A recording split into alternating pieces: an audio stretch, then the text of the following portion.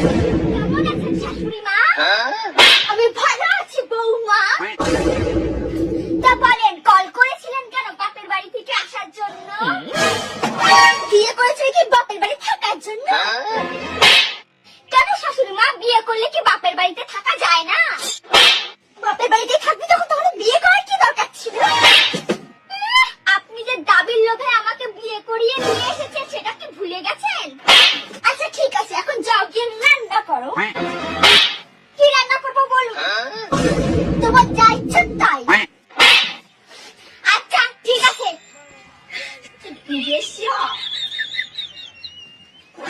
কি